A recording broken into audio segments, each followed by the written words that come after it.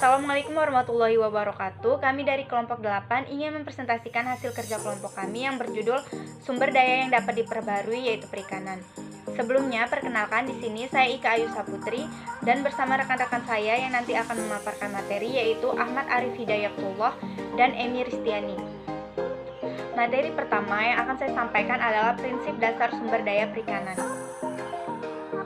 Ikan merupakan salah satu komoditi yang berperan penting dalam kehidupan manusia. Perikanan pada sektor perekonomian merupakan salah satu aktivitas yang memberikan kontribusi terhadap kesejahteraan suatu bangsa. Pengelolaan sumber daya ikan didasarkan pada faktor biologis dengan pendekatan yang disebut Maximum Sustainable Yield atau tangkapan maksimum lestari atau juga MSY. Dapat diartikan bahwa spesies ikan memiliki kemampuan untuk bereproduksi atau surplus, sehingga apabila surplus dipanen atau tidak lebih atau kurang, maka stok ikan akan bertahan secara berkesinambungan atau sustainable.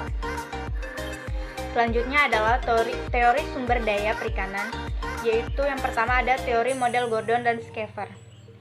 Yaitu merupakan analisis untuk pengusaha sumber daya perikanan tangkap dalam pendekatannya, yaitu memadukan kekuatan ekonomi untuk mempengaruhi industri penangkapan dan faktor biologi untuk produksi dan suplai ikan. Model ini dikembangkan oleh Schaefer yang menggunakan fungsi pertumbuhan logistik yang dikembangkan oleh Gordon. Model fungsi pertumbuhan logistik dikombinasikan dengan konsep maksimalisasi profit, yaitu pendekatan statik. Dalam model Gordon-Schaefer ini dipergunakan dalam 3 kondisi keseimbangan. Yang pertama yaitu ada Maximum Sustainable Yield atau MSY, yang kedua ada Maximum Economic Yield atau MAY, dan yang ketiga ada Open Access Equilibrium yaitu OAE. Yang kedua ada teori model Koppes. Model Koppes dikembangkan berdasarkan keterkaitan antara output sumber daya perikanan dengan biaya dan harga. Pengelolaan sumber daya perikanan yang optimal dilihat dari sisi stakeholder, yaitu pemerintah, masyarakat atau konsumen, dan produsen. Dalam model Gordon-Schaefer, harga per unit output diasumsikan konstan. Sedangkan dalam model Koppes, harga per unit output dapat mengalami fluktuasi. Saya Emi Ristiani akan melanjutkan materi selanjutnya, yaitu mengenai pendekatan analistik optimasi model statik dan dinamik. Yang pertama, pendekatan analistik optimasi statik. Perbandingan statik adalah metode untuk mengetahui perubahan yang terjadi pada nilai optimal perubahan yang terjadi pada parameter ekonomi. Nah, contohnya, apabila terjadi perubahan pada harga persatuan output, yaitu harga naik maupun turun, akan berdampak pada produksi dan upaya dalam kondisi akses terbuka dan kepemilikan tunggal. Akses terbuka atau open access itu berimplikasi bahwa kenaikan harga output menyebabkan terjadinya peningkatan upaya, sedangkan kepemilikan tunggal atau sole owner itu dampak kenaikan harga terhadap tingkat upaya berpengaruh positif. Selanjutnya, model dinamik ekonomi sumber daya ikan. Nah, pendekatan ini tidak memasukkan faktor waktu dalam analisisnya.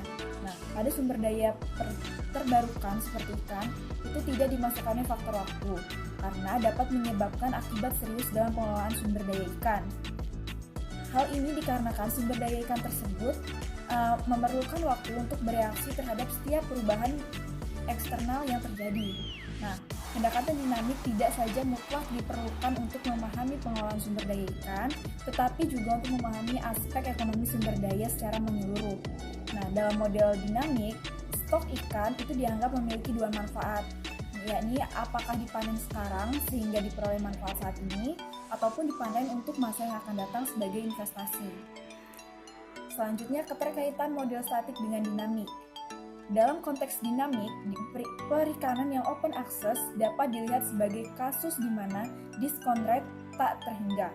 Nah, dengan demikian, meski rate-nya positif, dapat diperoleh dengan menekan tingkat upaya. Namun, pelaku ekonomi tidak ada yang melakukan hal tersebut, karena jika ia melakukannya, maka pihak lain akan meraup keuntungan tanpa mengurangi keuntungan terhadap keuntungan yang terjadi saat ini atau current revenue. Kebijakan ekonomi sumber daya perikanan. Yang pertama, pajak terhadap input. Pajak terhadap input atau pajak yang diterapkan per unit upaya sebesar T akan menyebabkan peningkatan biaya per unit upaya, sehingga kurva biaya total TC akan bergeser sebesar TC sama dengan C tambah T dikali E, sebagaimana kurva berikut. Pajak per satuan upaya dapat mengurangi jumlah upaya dari E ke tingkat upaya sebesar ET. Namun dalam kondisi akses terbuka, rente sumber daya ekonomi ke pemerintahan sebesar T yang ditunjukkan garis AB. Pajak terhadap output. Untuk mengendalikan tingkat upaya yang berlebihan, pemerintah dapat menerapkan kebijakan pajak terhadap output berupa pajak per kilo ikan yang ditangkap. Penerapan kuota dianggap mampu mempengaruhi hal-hal sebagai berikut. Yang pertama, menghilangkan eksternalitas negatif pada perikanan.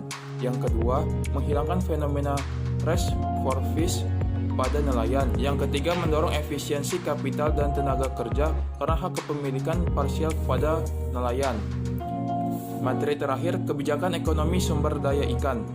Untuk mengatur tentang pemanfaatan, pemasaran, dan pengelolaan sumber daya perikanan, maka pemerintah mengeluarkan beberapa kebijakan dan peraturan sejak tahun 1973 sampai tahun 2007. Perundang-undangan Perikanan Nasional yang berlaku di Indonesia. Perundang-undangan ini meliputi semua aspek dari sektor perikanan, mulai dari kegiatan penangkapan ikan, pengelolaan, sampai pemasarannya. Keputusan Menteri Pertanian Nomor 561 Tahun 1993, keputusan ini meminta eksplorasi sumber daya perikanan yang rasional. Keputusan Presiden Nomor 39 Tahun 1980, keputusan ini melarang penggunaan alat tangkap pukat di wilayah perairan Indonesia. Dan Undang-Undang Republik Indonesia Nomor 5 Tahun 1983, keputusan ini merupakan penetapan aturan dan petunjuk operasional untuk kegiatan perikanan di Indonesia.